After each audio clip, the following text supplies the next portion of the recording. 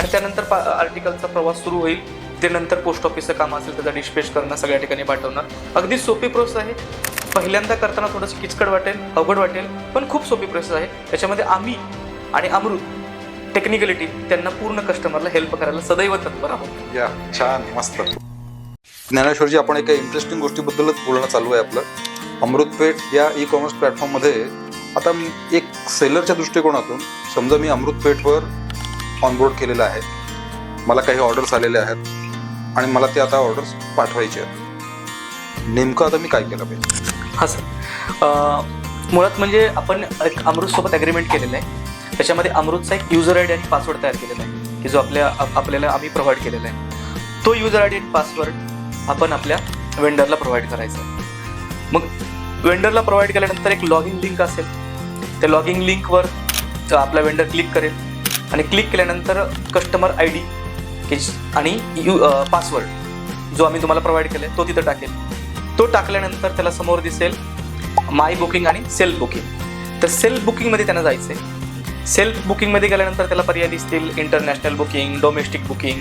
तर त्याला domestic booking करायचं आहे. डोमेस्टिक बुकिंग केल्यानंतर पहिल्यांदा त्याला त्याचा पिनकोड टाकायचा आहे की जिथून तो बुक करणार आहे त्या नियरेस्ट पोस्ट ऑफिसचा. मग पिकअप आणि ड्रॉपअप असे 2 ऑप्शन येतात. तर आपण तिथं सध्या ड्रॉपअपचं ऑप्शन घेऊया. पिकअपचं ऑप्शन घेतल्यानंतर चार्जेस लागतात, त्यामुळे ड्रॉपअपचं ऑप्शन आपल्याला तिथं घ्यायचं आहे. ड्रॉपअपचं ऑप्शन घेतल्यानंतर तिथं पिनकोड येतात.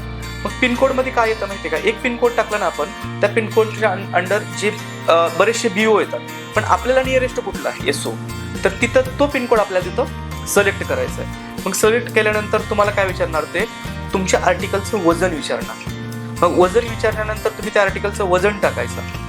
त्यानंतर तुम्हाला टाकायचं आहे जिथं पाठवायचा तिथला पिनकोड. म्हणजे तुम्ही पुण्यातून बुक करताय आणि तुम्हाला नागपूरला पाठवायचं तर नागपूरचा पिनकोड टाकायचा. नागपूरचा पिनकोड टाकल्यानंतर तुम्हाला ते रेट सांगणार, कारण की rate is depend on distance and weight.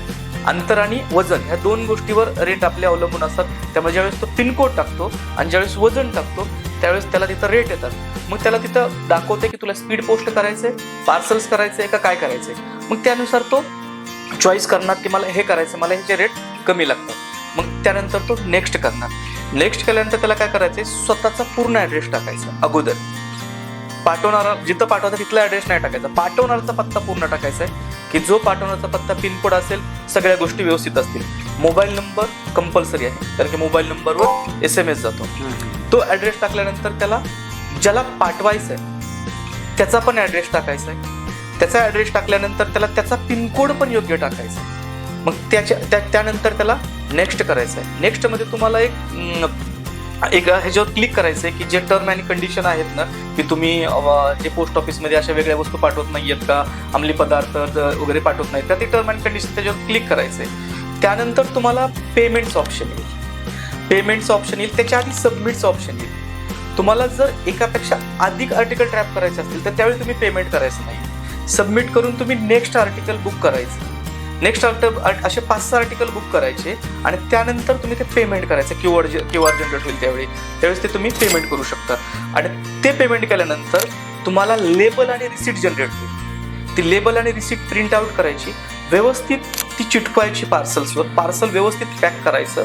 Parcels pack करताना सगळ्यात महत्त्वाची काळजी घ्यायची की आपला जो आपण पॅक करण्यासाठी जे मटेरियल वापरतो ते चांगले आहे का, चिकट टेप आहेत का, किंवा अशा वस्तू वापरताना बबल रॅपिंग जे असते ना, ते बबल रॅपिंग केल्यानंतर वस्तू फुटत नाहीत, तुटत नाहीत, व्यवस्थित हँडलिंग होती. मग ज्यावेळेस आपली ही प्रोसेस पूर्ण होते, ह्याच्यामध्ये एक गोष्ट आहे की जर तुम्हाला COD करायचं असेल तर तिथं CODला बुकिंग करताना टिक करायचं आणि CODची अमाऊंट तिथं मेन्शन करायची. मग तुमची CODची अमाऊंट किती असेल, 2000 असेल, 3000 असेल. मग ज्यावेळेस पण तुमची अमाऊंट तिथं टाकता त्यावेळेस ते पुढं नेक्स्ट करायचं तुम्ही.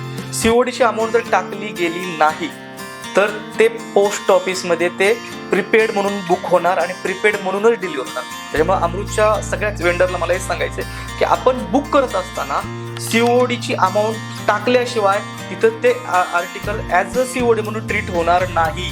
त्याच्यामुळे CODची अमाऊंट ही कंपल्सरी आपल्याला टाकायची आहे. पिनकोड टाकायचा आहे आपल्याला. त्याचबरोबर कस्टमरचा मोबाईल नंबर टाकायचा आहे. कस्टमरच्या मोबाईलशिवाय ते होत नाहीये. दुसरी महत्त्वाची गोष्ट, तुम्हाला असं वाटतंय की एखादा कस्टमर हा रिटर्न ऑर्डर करतोय, तर त्यावेळी तुम्हाला महत्त्वाची गोष्ट करायची की त्या कस्टमरचा ॲड्रेस हा सिस्टीममध्ये सेव्ह करायचा आहे. पुढच्या वेळी तो ॲड्रेस तुम्हाला टाकायची गरज लागणार नाही आहे. ज्यावेळेस तुम्ही प्रिंट आउट काढाल, ते प्रिंट आउट तुमच्या 2 प्रतीमध्ये प्रिंट आउट काढायची. एक रेकॉर्ड तुमच्याकडे असलं पाहिजे, रिसीट आणि लेबल. रिसीट फक्त तुमच्याकडे ठेवायची, लेबल आणि रिसीट त्याच्यावर चिटकवायची. नियरेस्ट पोस्ट ऑफिसमध्ये तुम्ही स्वतः घेऊन जायचे. तुमच्याकडे फोन नंबर असेल तर पोस्टमनला फोन करायचे, पोस्टमन येऊन ते घेऊन जाईल. पोस्ट ऑफिसचं काम असेल ते फेच करायचं. तुम्ही टाकलेलं वजन हे कधीही चुकीचं असतं कामा नये. म्हणजे तुम्हाला असं वाटेल की हे आपण 500 ग्रॅम आहे आणि आपण 400 ग्रॅम टाकलं, तर तिथं तुमचे पैसे वाचतील, पण पोस्टात गेल्यानंतर परत तुम्हाला फोन येईल की हा डिफरन्स आहे आणि तो तुम्हाला डिफरन्स भरा आणि नंतर बुक केलं जाईल. तर त्याच्यामुळे वजन टाकताना सुद्धा काळजी घ्यायची की आपलं जेवढं वजन आहे तेवढंच वजन त्याच्यामध्ये टाकायचं आहे. आणि त्यानंतर आर्टिकलचा प्रवास सुरू होईल. ते नंतर पोस्ट ऑफिसचं काम असेल त्याचा डिस्पॅच करणं, सगळ्या ठिकाणी पाठवणं. अगदी सोपी प्रोसेस आहे. पहिल्यांदा करताना थोडंसं किचकट वाटेल, अवघड वाटेल, पण खूप सोपी प्रोसेस आहे. त्याच्यामध्ये आम्ही आणि अमृत टेक्निकलिटी त्यांना पूर्ण कस्टमरला हेल्प करायला सदैव तत्पर आहोत. या छान, मस्त, बहुत बढिया.